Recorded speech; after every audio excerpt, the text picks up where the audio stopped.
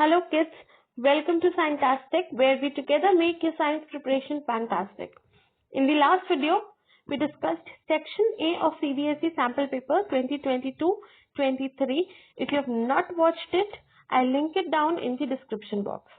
Now, let's discuss section B, that is the 2 marker questions of the question paper. So the first 20 questions were in section A. We'll start with question number 21. The question reads like, a clear solution of slaked lime is made by dissolving calcium hydroxide in excess of water.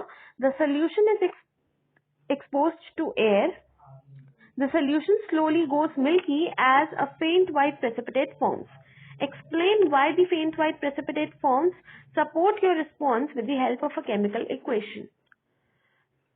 या फिर आप second part attempt कर सकते हो, उसको हम 2 minute बाद discuss करेंगे. पहले इसका आंसर डिस्कस कर लेते हैं. तो क्वेश्चन कह रहा है कि कैल्शियम हाइड्रोक्साइड को आपने वाटर में डिसॉल्व किया जिससे कि उसका सोल्यूशन बन गया which is basically lime water और सोल्यूशन ऑफ स्लेक्ड लाइम. अब इसे एक्सपोज छोड़ दिया एटमॉस्फेयर से एंड व्हाइट प्रेसिपिटेट फॉर्म हो गया. कुछ टाइम बाद आपको एक्सप्लेन करना है व्हाइट प्रेसिपिटेट क्यों फॉर्म हुआ एंड इक्वेशन के साथ इसे सपोर्ट करना है.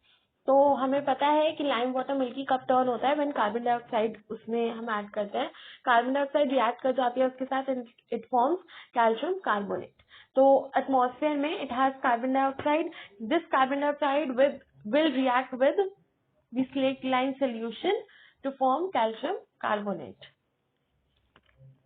So calcium hydroxide reacts with carbon dioxide present in the atmosphere to form calcium carbonate, which results in milkiness or white precipitate, and there is the reaction CaOH2 plus CO2 gives CaCO3 plus H2O. Now moving to the next part, Kirti added dilute hydrochloric acid to 4 metals and recorded her observations as shown in the table given below. Select the correct observations and give chemical equations of the reactions involved. तो यहाँ पे कीर्ति ने HCl में 4 metals डाले और अपना observation जो भी उनको दिखा उसको नोट कर दिया. आपको बताना है इसमें से कौन से ऑब्जर्वेशन करेक्ट हैं, कौन से गलत हैं एंड जो करेक्ट ऑब्जर्वेशन है उनकी इक्वेशंस भी लिखनी है. तो यहाँ पे कॉपर फर्स्ट मेटल है. कॉपर को जब HCl में डाला तो उन्हें गैस इवॉल्व होती हुई दिख रही है which is a wrong observation. उनको गैस नहीं दिखनी चाहिए because copper does not react with HCl, it react with HNO3. Iron के केस में उनको गैस इवॉल्व होती दिख रही है which is correct. Iron is the metal, it reacts with HCl to give H2 gas. So the equation goes like Fe plus HCl gives FeCl2 or FeCl3 plus H2 gas. Magnesium के case में उनको gas evolve होती नहीं दिखी जबकि ऐसा नहीं है. Magnesium is a metal again and it will react with HCl to give H2 gas. सो ये गलत ऑब्जर्वेशन है. Next observation zinc. जिंक के केस में गैस इवॉल्व होती दिखी, बिल्कुल ठीक है. Zinc is a metal, it reacts with HCl to give salt and H2 gas. So zinc plus HCl gives ZnCl2 plus H2. Moving to the next question, question number 22. Question number 22 कह रहा है how is the mode of action in beating of heart and reflex action different from each other. Give 4 examples. 4 examples के माध्यम से आपको समझाना है कि beating of heart different action है, रिफ्लेक्स एक्शन एक अलग टाइप का एक्शन है. तो बीटिंग ऑफ हार्ट आपके ब्रेन रेगुलेट करता है, वो आपकी बॉडी में चलता रहेगा लाइफ टाइम में, पूरे लाइफ टाइम में, एंड उसमें आपको कुछ मूवमेंट नहीं करनी पड़ी, वॉलंटरीली कुछ सोचना नहीं पड़ रहा. जबकि रिफ्लेक्स एक्शन के केस में ये सिर्फ तभी होगा जब एकदम से स्टिमुलस मिलेगा आपको, आप किसी पॉइंटेड ऑब्जेक्ट को, किसी हॉट ऑब्जेक्ट को, किसी कोल्ड ऑब्जेक्ट को टच कर जाते हो, उस केस में ही रिफ्लेक्स एक्शन होगा. स्पाइनल कॉर्ड रेगुलेट करती है इसको, फटाफट से एकदम डिसीजन लेना पड़ता है तो ब्रेन को बाद में पता चलता है स्पाइनल कॉर्ड इसको रेगुलेट करती है. एंड हाथ पैर तो आपको इसमें हिलाने पड़ेंगे. तो पॉइंट्स देखते हैं. First point, beating of heart के लिए नो स्टिमुलस इज रिक्वायर्ड जबकि रिफ्लेक्स एक्शन में stimulus is required. Beating of heart second point regulated by the brain whereas reflex action it is regulated by the spinal cord. Beating of heart third point performed throughout the life whereas reflex action is performed only at the time of stimulus or emergency. Beating of heart fourth point, skeletal muscles are not involved whereas in reflex action skeletal muscles are involved. Moving to question number 23. Patients whose gallbladders are removed are recommended to eat less oily food. Why? तो gall bladder is present in the liver, it stores bile and bile helps in emulsification of fats. वो आपका digestion of fats में role play करता है, बहुत important. अगर emulsification नहीं होगा, बड़े ग्लोब्यूल्स को छोटे ग्लोब्यूल्स में ब्रेक नहीं किया जाएगा, तो एंजाइम भी उस पर काम नहीं कर पाएगी.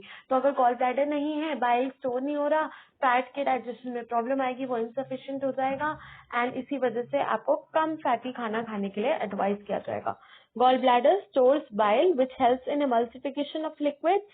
In the absence of stored bile, emulsification of fats will be negligible or affected or less efficient, and thus the digestion will be slow. Hence, there are such diet restrictions. Question number 24. Name the substances other than water that are reabsorbed during urine formation. What are the two parameters that decide the amount of water that is reabsorbed in the kidney? तो आपसे पूछा है कौन से substances पानी के अलावा urine formation के टाइम पे रीअब्सॉर्ब कर लिए जाते हैं एंड वाटर कितना रीअब्सॉर्ब होगा ये कौन डिसाइड करेगा. ठीक है, तो वाटर के अलावा और भी काफी सारे यूजफुल इंग्रेडिएंट्स न्यूट्रिएंट्स होते हैं, जो कि न्यूट्रिएंट्स नहीं सॉरी सब्सटेंसेस होते हैं जो कि यूरिन में प्रेजेंट होते हैं. उनको हमारी बॉडी सिलेक्टिवली रीअब्सॉर्ब कर देती है according to the need and concentration in the body. तो इनके कुछ एग्जाम्पल्स हैं salt, glucose and some amino acids. आप इनमें से कोई भी दो लिख सकते हो, you will get a mark. And water कितना अब्जॉर्ब होगा ये दो बातों पे डिपेंड करता है. नंबर वन, कितना आपको वेस्ट एक्सक्रीट करना है. जितना ज्यादा वेस्ट एक्सक्रीट करना होगा उतना पानी कम अब्जॉर्ब होगा to dilute that waste. And दूसरी बात यह है कि आपकी बॉडी में कितना पानी प्रेजेंट है. If you have sufficient water in your body will reabsorb less water. ठीक है ना, तो आंसर रीड कर लेते हैं. Glucose, amino acid, salt and a major amount of water are selectively reabsorbed as the urine flows along the tube. Amount of water reabsorbed depends on how much excess water there is in the body and on how much of dissolved waste is to be excreted. Moving to question number 25.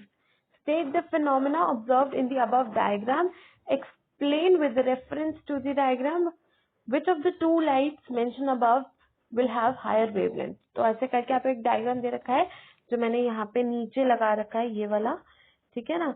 अब इस diagram से आपको पूछा गया है कि कौन सा फिनोमेना यहाँ इन्वॉल्व है एंड जो दो लाइट रेज दे रखे हैं येलो एंड ब्लू, आपको बताना है किसकी वेवलेंथ कम है किसकी वेवलेंथ ज्यादा है.